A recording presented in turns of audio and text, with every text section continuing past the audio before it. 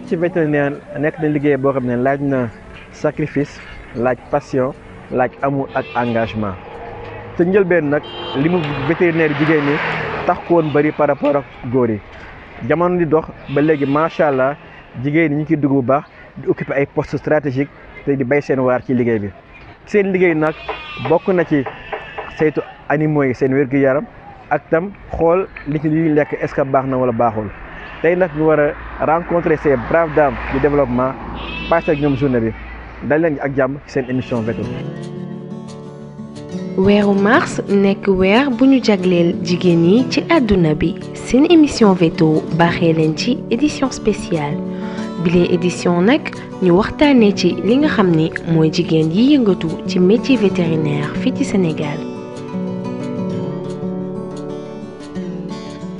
ñun femmes vétérinaires u Sénégal yi ak suñu liggéey ak suñu métier ay acteurs de développement lañ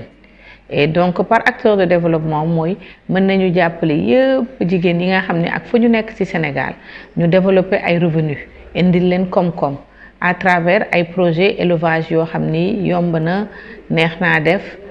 te ñëpp mun nañ ko def fu ñu munti nekk parce que médecine vétérinaire dafa nekk loo xam ni ñun jigéen yi ñu ngi ci Sénégal am nañu à peu près 100 vétérinaires te ñu ngi yëngatu ci fànn bu nekk ñu ngi faj mala yi ñu ngi faj ñi nga xam ni ñu ngi ci seen biir kër yi di leen wéttali ñu ngi faj li nga xam ni moom la ñuy jëfandikoo pour def ko ci suñu assiette yi ñu ngi surveiller aussi processus su bi nga xam ni mooy indi animaux yooyu ci suñu assiette. femme vétérinaire yi nag su ma la delloo ñu ngi ci fànn bu nekk ci société bi am nañu femme vétérinaire yoo xam ni actuellement ambassadeur bi nekk Angleterre vétérinaire la docteur Dia am nañu femme vétérinaire yoo xam ni ñu ngi ci wàllu faj bi am nañu femme vétérinaire yoo xam ni ñu ngi liggéey sax ci banque yi c'est-à-dire ñu ngi surveiller financement yi nga xam ni moom la ñuy jox jigéen nit ñi nekk ci élevage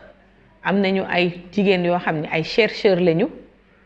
mooy ñu ngi ci monde scientifique bi ñu ngi liggéey ci laboratoire yi nga xam ni moom la ñu am à travers le Sénégal am nañu jigéen yoo xam ne ñu ngi ci coopération internationale bi am nañu ay jigéen yu nekk USAID bugguma citer ay tur ñu ngi foofu di liggéey di béy seen waar di surveiller ay programme ci wàllu faj bi su ma ci dellu see xam nañ ni xeetu mala yi bari nañ am nañ jigéen yoo xam ne ñu ngi ci xaj yi ñu ngi ci muus yi am nañ jigéen yoo xam ne ñu ngi ci fas yi am nañ jigéen yoo xam ne ñu ngi ci nag yi ci wàllu insémination artificielle faj nag yi programme yi am nañ jigéen yoo xam ne ñu ngi ci xar yi am nañ jigéen yoo xam ne ñu ngi ci wàllu animaux sauvages yi ci zoo yi di toppatoo loolu ci wàllu béy bi am nañ jigéen yoo xam ne ñu ngi surveiller ay programme am nañu jigéen yoo xam ne tamit ñu ngi ci wàllu pêche bi lépp luy jën surveiller transformation jën yooyu ba mu yegg ci seen assiette. kii di docteur Faye di liggéeyee ci ministère de l'élevage et des productions animales ci direction bi toppatoo mala yi nga xam ni mooy fas am ay at ci métier bi gën ñoo xamal naka lay liggéeyee ci fas yooyu lee. nag dama ñëw pour xool ci fas bi fii ci centre équestre Racing Club Dakar fii ci Petit Mbao may xool Blue Diamond fasu équitation la donc damay def consultation générale bu may commencer xool consultation damay xool carnet bi lay xool déjà ndax vaccination yi nekk nañ à jour après bu ma paree mu xool ko ndax léegi signalement bi ba xam fas bii ndax mooy biñ ma wax moom fas bu góor la waaw fas bu góor robe bi alzan la moom dafa am en-tête ak liste ak ladre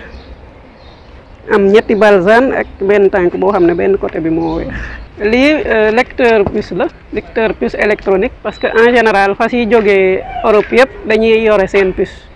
donc su ma koy identifier damay jël lecteur bi ma lire numéro puce bi waaw moom am na puce numéro am 250 la mooy fas bi normalement Royaume-Uni la juddoo ndax ñoom ñooy seen indicatif mooy 250 si puce yi. bët yi ndax dara nekku si bët yi normal na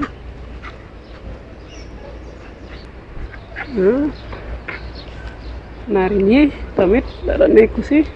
set na gémmiñ gi tamit naa ko xool defuma la dara damay xool rek sa gémmiñ lu bañ na kewit xool tànk bi kat set na bu baax c'est bien fait propre. température am normal 37 ba 37,5 la war a nekk léegi battement cœur bi 18 ba 40 lay nekk mooy normal bi donc fii damay déglu battement cœur bi léegi su ma ci paree damay taxaw nii ma xool respiration bi koy compter 15 à 18 respirations par minute compter voilà donc moom ay constante am baax nañ température bi baax na kii bi baax na donc moom bu doon visite d'aptitude la ñuy def dañuy wax ne moom apte na ndax loolu mooy objectifu visite bi daal. métier vétérinaire moom peut-être choisir ma ko sax mais moom moo ma choisir waaw parce que man moom bi ma amee bac war a ñëw université wax dëgg visé wu ma ko woon mais yàlla moo def ma dem fa daal def vétérinaire nag muy métier bu xaw a metti nag parce que jàng bi dafa gudd. tey dama ñëwoon fii pour xool def visite de routine ci fas bu ñu naan Blue Boy. visite de routine nag mooy visite d'aptitude rek nga xam ne ñun dañ ko war di def ci fas yi surtout fasu saret yi en général bien que fasu course yi par exemple fas course chaque dimanche bala ñuy daw ñun dañuy def visite de routine bi fasu équitation yi tamit ñoom chaque samedi wala dimanche bu ñuy def seen équitation seen concours dañ leen di xool mooy visite de routine boobu da ngay xool rek paramètres yi ndax c'est normal en général boo ko gisee nii rek da nga xam bu dee tàmm nga ko def boo ko gisee nii rek da nga xam ne fas bi mën na apte na pour def concours am tey.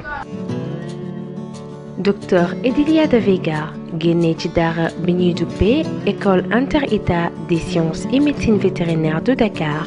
doon vétérinaire à domicile maanaam moom mii di docteur bi mooy déplacé wu fekki mala yi ci seeni kër defal leen li wax.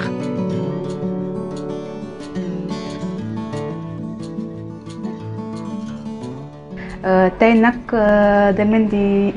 expliquer consultation xaj lu muy demee étape par étape afin ngeen mën a comprendre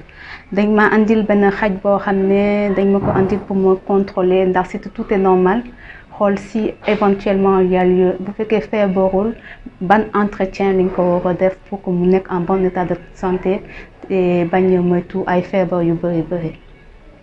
donc xaj bi mu ngi nii mu ngi tudd Pucci xaj bu jigéen la consultation bi déjà avant ñuy consulter de près il faut que ñu xool xaj bi de loin ndax amul benn comportement boo xam ne dina anormal ci xaj bi déjà de visu lii mooy li ñuy wooyee muselière mais d'habitude dañ koy utiliser ci xaj yoo xam ne dañuy matte wala xaj yoo xam ne propriétaire bi du leen arrivé contrôler dinaa leen bon xaj bi amul problème mais dinaa leen woon ni ñu koy takkee habituellement dañ koy dugal nii ci gémmiñ bi ñëw ci ginnaaw noppi ñëw takk ko fii loolu daf lay permettre yow nga aar sa bopp. ñu xool bët yi pour xool ci xaj bi muqueuse yi c'est normal palpation xool habituellement bu fekkee am na métti su fekkee xaj bi am na métti ci côté abdomen bi boo koy laal dina réagir et aussi par rapport à posture bi bu fekkee am na feebar bu nekk position bi di nga gis xaj bi buy taxaw dina xaw a yëkkati ginnaaw gi taxaw ci catu tànk yi. battement cardiaque xaj normalement c'est situé entre 60 et 120 minutes par battement cardiaque par minute 60 entre 120 60 120 Normalement c'est à l'aide d'un chrono, mais avec l'expérience chrono bi jaru ko. Ñu bàyyi température bi mu yéeg bu équilibré wu dinañ dégg benn bip. Voilà. Donc température bi mu ngi 38,1, température bi normale na parce que mu ngi ci intervalle 38 ak 39. Donc man sama liggéey actuellement mooy def vétérinaire bi ñu woowee vétérinaire à domicile, c'est-à-dire clients yi dañ may woo ma déplacé wu di dem ci ñoom di dem jéem leen faj seen soxla par rapport ak seen mala yi. Donc ostoscope bi baa ngi ni day am ñaari partie. Boo ko dugalee ci kii bi boo ko emboîté wu rek day am lumière buy takk ci biir lumière boobu mooy permettre boo koy dugal ci biiru nopp xaj bi nga mën a xool ndax amul benn problème ci biiru nopp bi ndax nopp bi set na ndax amul benn problème interne mu ngi ni donc nopp bi set na am na déjà ñeenti doom donc c'est vrai que le fait que nga leen di yóbbu école nar dem après liggéey di adapté wu seen horaire ñoom c'est pas toujours facile mais ñoo ngi sant yàlla on arrive à joindre les deux bouts, à être mère de famille en même temps nekk professionnel sur le terrain. Donc li benn xaj bi tranquille, rassuré.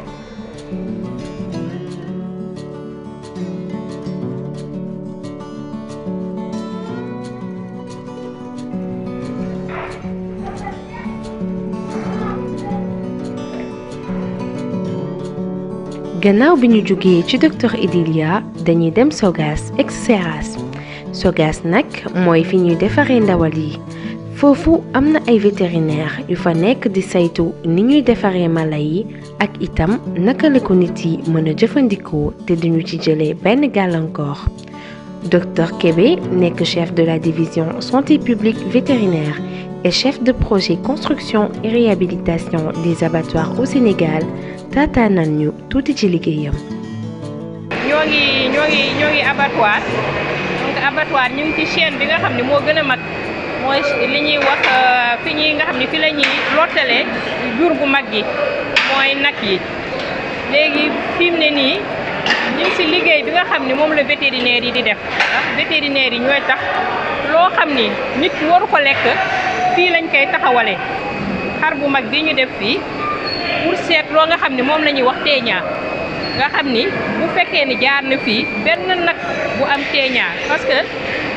doomu jàngoro bi ci nag bi la nekk su ko nit lekkee la ko koy jox donc fii lañ koy taxawalee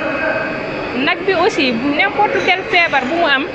dafay génn ci li ñuy wax mooy ganglion moom la wolof wax maanaam saaga moo nekk nii mooy lii wérgu yaramu nit ki moo tax ñun ñu taxaw fii di xool yàpp bi nga xam ni moom la nit ki war a lekk il faut yàpp boobu mu bañ a am feebar bañ a am dara pour ñu bàyyi ko mu dem léegi suñ ko jëlee fii nii def loolu ba xam ni yàpp bi baax na gis nga lu bule li ñu ciy def moom la ñuy wax estampille moom mooy tampon bi nga xam ne moom la vétérinaire bi di def pour wane ni yàpp bi kat baax na mun nañ ko lekk su jógee ci loolu nag dinañ ko yóbbu ci chambre froide denc ko fa lu mat benn bis bu subaa nag ñu mën ko jaay ku nekk jaay def li nga voilà vétérinaire nag fi mu ne nga ma gis ma taxaw fii taxaw ni mais seen taxawaay mu ngi tàmbalee ci bu nag bi nekkee taxawee di dund boobu lañ koy seet xool ko nag bu jaar fii fekkte vétérinaire bi xool na ko ba xam ne nag bi amul problème mun nañ ko rey suñ ko reyee ba pare nag bu jaar fii ci chaîne bi nga xam ne yëpp la ñuy seet aussi il faut ñu xam ni mbaq yeeg mbutit yeeg der kii bi foie yi mooy res bi yooyu yëpp dinañ ko seet doo ko bàyyi mu dem fii duñu bàyyi dara duñu rëcc fii bu dem ci li ñuy wax chaîne alimentaire pour nit ñi lekk loo xam ne ni buñ ko lekkee du leen indil benn jafe-jafe ci seen wér-gu-yaram.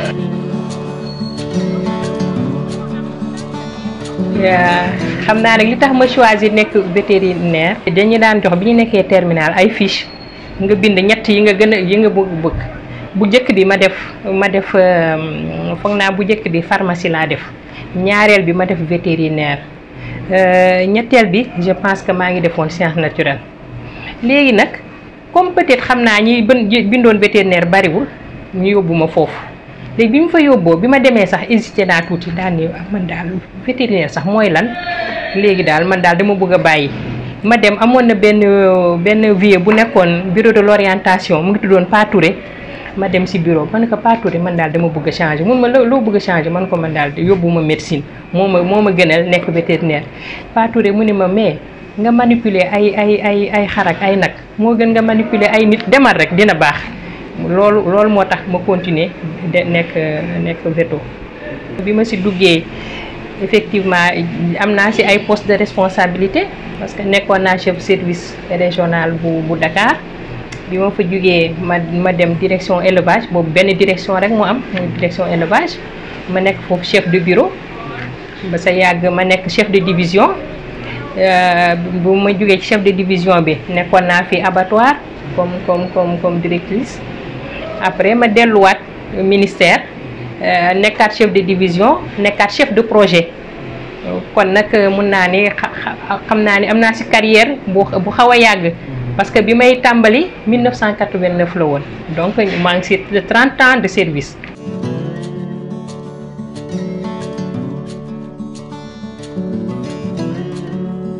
ci nag yi la ñuy jeexalee ak ki nga xam ni mooy docteur Fatou Diop Fall vétérinaire installé en clientèle privée depuis 2003 fii ci Rufisque bokk na ci liggéeyam li nga xam ni mooy polyvalence maanaam dina laal ci mala yépp tey mu ànd ak ñun ci insémination artificielle maanaam pompe. tey dañu ñëw nekk ci benn nag boo xam ne préparé nañ ko il y a 10 jours comme insémination artificielle loolu lay consister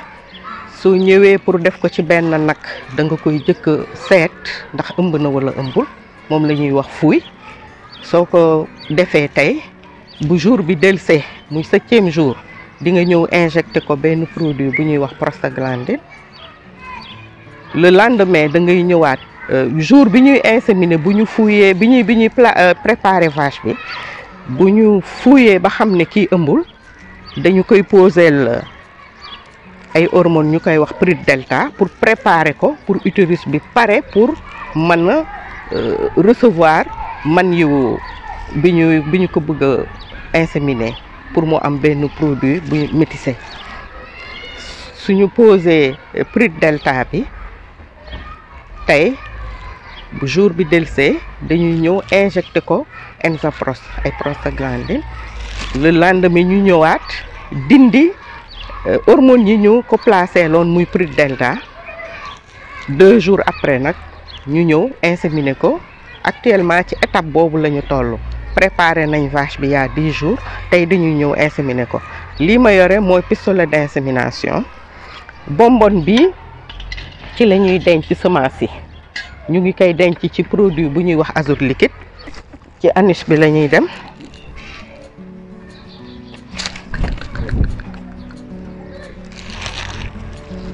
ci anis bi la ñuy jaare pour mën a téye col bi parce que insémination artificielle épreuve la boo xam ne il faut nga jàll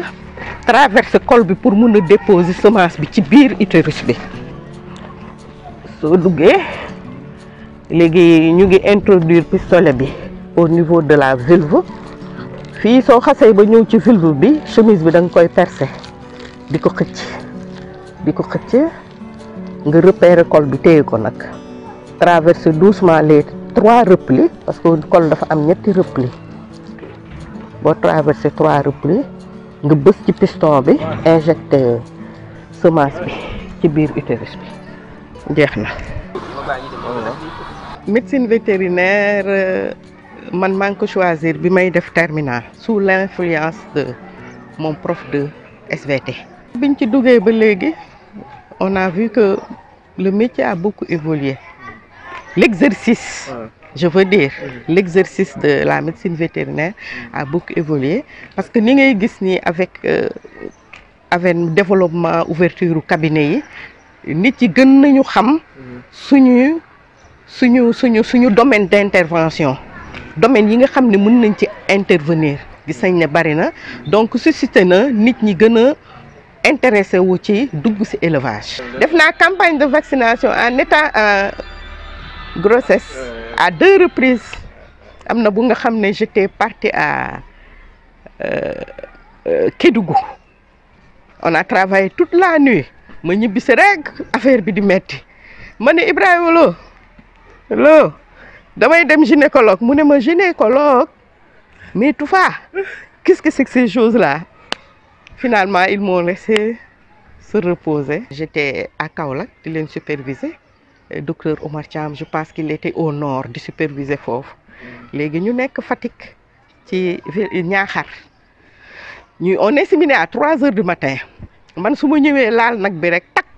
ma jàll mais ki may superviser mun na def 1 heure de temps pëli ne jigéen bu mën góor mu ngi nii waaye jox leen ko jigéen bi mu inséminé mu jeex ñu jóge fi dafa guddi dañuy ñibbi wala ñu fay fanaan. liggéeyu vétérinaire nag am na ay jafe-jafe rawatina ci jigéen yi ko bëgg boole ak yor seeni kër suñu jigéen yu jàmbaar yi wax ñu tey naka la ñuy dundee seen métier bile. jafe-jafe yi de xam nga fu nekk la nekk sax waaye xam nga par exemple man fii ma nekk nii ci fas yi xam nga loolu liggéey bi doole la laaj foo nga am doole léegi maîtriser tamit liñ lay sant nga def ci fas yi. waaw loolu moom da ciy xaw a metti souvent léegi leneen ni tamit mooy vétérinaire liggéeyam amul heure surtout bu dee ñi nekk ci privé bi amul heure mën nañ la woo heure bu nekk ne la ñëwal xoolal ma sama mala bi donc loolu tam bokk na ci un peu ci difficulté yi. mës naa am plusieurs mésaventures par exemple ci mbirum xar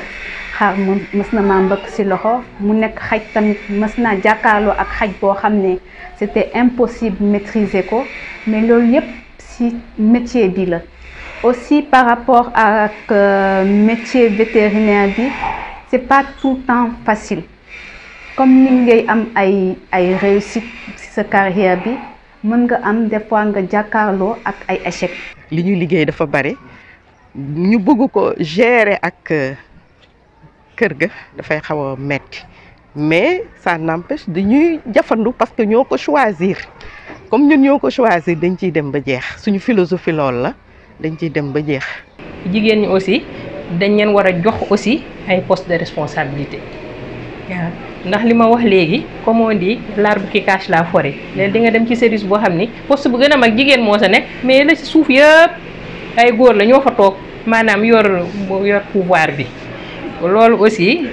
ñun jigéen ñi bëgg nañu loolu aussi dañ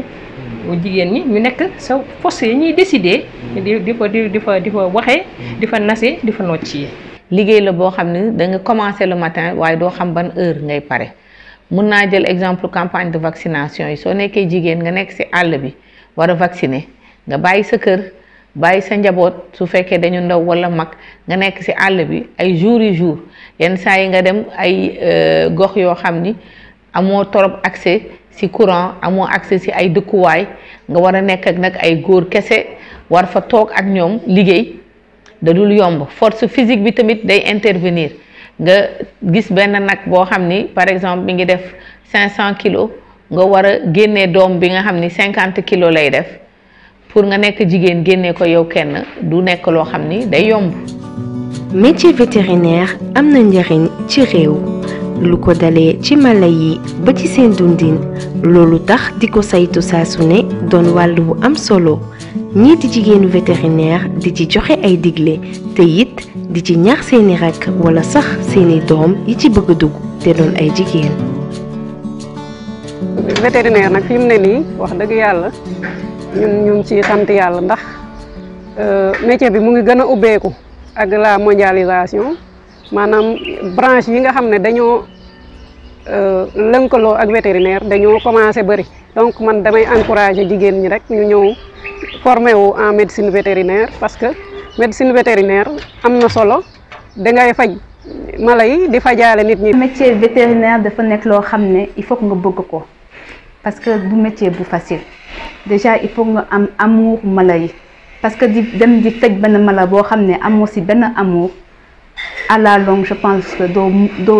doo sori ci métier boobu. fii Sénégal première femme vétérinaire bi mi ngi soutenir ci première année 80 yi ou 81 ou 82 c'est la première femme vétérinaire bi soutenir mi ngi tuddoon docteur Safietou Touré Fall yàlla na ko yàlla yërëm si fi mu nekk ndax làqu na jamono ji. Et soo xoolee pendant plus de 20 ans promotion bu ñëw ah benn jigéen ñaari jigéen moo siy nekk lu mu bëri ñett du ko passé mais tout récemment promotion bi génn nii ren 16 jigéen ñu ngi si. il faut pas attendre que nit yi di la jox wala ñu lay dimbale yow da nga war a en tant que femme essayer am sa autonomie pour sax ngay mën a dimbale nit ñi nekk ci sa wet. defe naa ne ñun suñu jàppee góor ñi jàpp